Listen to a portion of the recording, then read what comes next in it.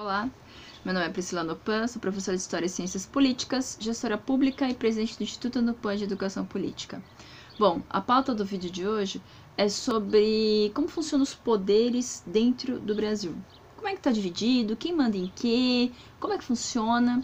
É o seguinte, eu vou precisar da sua imaginação, porque eu não tenho recursos, né, aqueles desenhos, aquelas tabelas que aparecem, enfim.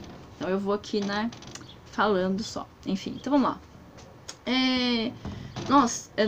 O território ele é dividido, né, na federação. A federação abrange todos os estados, todo o Brasil. Todo aquele desenho que você vê do Brasil é a federação. Você tem os estados, São Paulo, Minas Gerais, Rio de Janeiro, e os municípios. Só que assim, para reger toda a organização do país, você precisa de forças, né? Então a gente adotou a tripartição dos poderes. Que é isso? Você tem o poder legislativo, executivo e judiciário para reger o país. Só que eu preciso dessas três representações na esfera federal, estadual e municipal. Porque assim, é muito grande, tem muito município, tem muito estado, tipo, não dá para ter só uma ordem lá de Brasília, que seria do poder federal, para todo mundo. Então, para ter um resultado mais efetivo, eu tenho essas três representações dentro, né, dentro da federação, dentro dos estados e dentro do município. Calma, presta atenção. Eu tenho, então, um poder legislativo, executivo e judiciário na esfera federal. Na esfera federal é a esfera que tem uma maior abrangência, que tem maior força. Quem que é o poder executivo? Quem que executa as leis na esfera federal? É o presidente da República. Então, quando a gente fala de poder executivo, é quem executa. Presidente, governador, prefeito. Então, o presidente da República, ele é a representação do executivo na esfera federal. Quem é a representação do legislativo? Quem faz as leis, né, na esfera federal? Quem que faz a lei? E essa lei vai valer para todo mundo do país.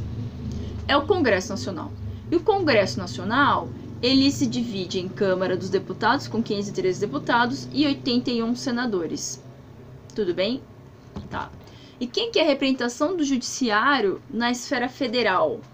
É o STF, que é o Superior Tribunal Federal. O STF, ele é, assim, o órgão máximo do judiciário. O que foi dito no STF acabou, né? Então, assim, os juízes, né, que são os mais fodões, estão no STF. E eles têm o nome mais bonito, de ministro. Ministro, são 11 ministros. Mas por que ministro? Cara, não sei, eu estudei direito, mas eu não sei por que eles quiseram colocar o nome de ministro. Mas são juízes pra gente, pra gente falar, para as pessoas entenderem, eles são juízes, beleza?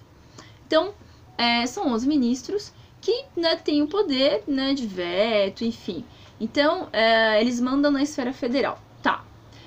E na esfera estadual? Então, quer dizer, isso eu tenho na federação. Olha, que quando a gente faz as leis, quer dizer, quando o Congresso Nacional faz as leis, elas são colocadas na Constituição Federal. Então, você tem a Constituição Federal que vale para todo o país, todos os estados, todos os municípios. Tem Constituição Estadual, Priscila? Tem. Calma. Então, olha lá. Vamos olhar essas três representações de poder nos estados. Então, o estado de São Paulo, por exemplo, ele tem quem como poder executivo? O governador. O governador, ele executa as leis. Ele e seu gabinete também, as pastas secretarias, tal, ajudam ele a executar essas leis. Esqueci de falar que no poder executivo federal não é só o presidente, né? O vice-presidente, todo o gabinete do presidente, os ministros das pastas ministeriais, enfim, Ministério da Agricultura, Ministério da Educação, tudo isso são pessoas que ajudam o presidente a governar. Tá. O governador é a mesma coisa, ele precisa também de como se fossem ministros para ajudá-lo. E aí esses caras são secretários, então são as pastas da secretaria da Educação, tal, enfim. O que é a representação do legislativo na esfera estadual? Aqui a gente tem a Assembleia Legislativa, né, a LESP. E quem tá lá dentro? O deputado estadual, E o deputado estadual, ele faz as leis estaduais. E a gente tem também o Tribunal de Contas do Estado, que averigua tudo para saber se está tudo certinho, se ninguém está roubando nada. Na esfera federal, a gente também tem o Tribunal de Contas. Então, assim, a gente tem sempre, né, um órgão que averigua as contas, e esse órgão está sempre, né, junto ao Poder Legislativo. Então, na esfera federal, na Câmara, junto à Câmara dos Deputados e ao Senado Federal, você tem, né, essa esfera que cuida, né, das contas, também observa, tudo bonitinho, enfim. E o Judiciário são os tribunais, são os tribunais judiciários, né? Então você tem, por exemplo, o TJ, né? Que é o Tribunal de Representação do Estado, tá bom? Só que assim, o Judiciário na esfera do município não existe. Então o município recorre ao Estado, à representação do Estado para poder, né, suprir aí suas necessidades, enfim. Então, se você pensar na esfera municipal, quem que é o executivo? Quem executa as leis na esfera municipal? É o prefeito.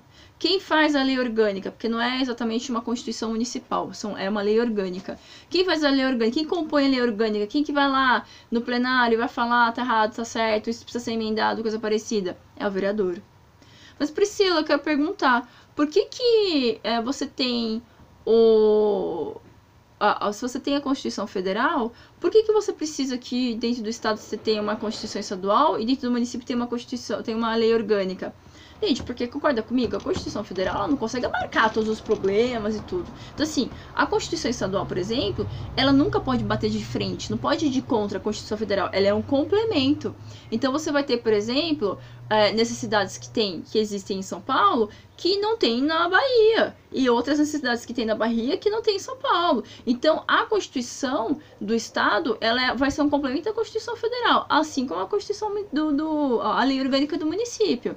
Percebe? Então, você tem todo esse conjunto funcionando. Por isso que eu falo, é importante a gente pensar no legislativo. Por quê? Porque o presidente, ele manda. Só que o legislativo, se não quiser, se não estiver em compasso com o presidente, vai tudo por água abaixo, porque o presidente não governa. O que acontece hoje, por exemplo, na Venezuela?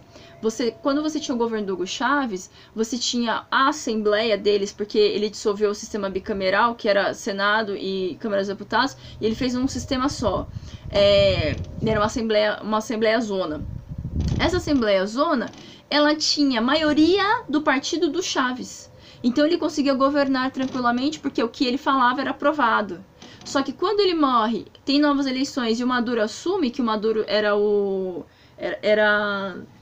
do partido do Chávez. Quando o Maduro assume, e logo depois tem as eleições legislativas, o que acontece dentro da Assembleia Legislativa? Eles não conseguem ter maioria do partido dele, do Maduro. Então você tem uma oposição muito forte dentro do legislativo e você tem o executivo com outras ideias, então tem um grande atrito. Quando isso aconteceu no Brasil, a Dilma saiu por impeachment. E lá na Venezuela fica a oposição brigando com o executivo, né? Eu não sei de onde que as pessoas tiram que aqui lá tem comunismo, enfim. Então, gente, lá não tem comunismo nem aqui nem na China, porque é um governo normal, que tem uma assembleia, né, que tem a sua oposição, mas que ambos, né, ficam se batendo ali. A questão aqui o valor do petróleo caiu bastante, é um país que não investiu em indústria, não investiu muito em agricultura, sempre dependeu muito do petróleo. Quando você tem um choque entre executivo e legislativo, a economia degringola, então você já tem o problema da queda do preço do petróleo, aí você vai ter um problema maior econômico, como aconteceu aqui no Brasil com a gente, no governo, quando a Dilma saiu, enfim. Então, por isso que você tem uma inflação muito alta, né? E assim, pouco investimento externo, porque no cenário daqui ele não interessa ficar investindo muito, enfim, o que interessa é roubar o petróleo dos caras.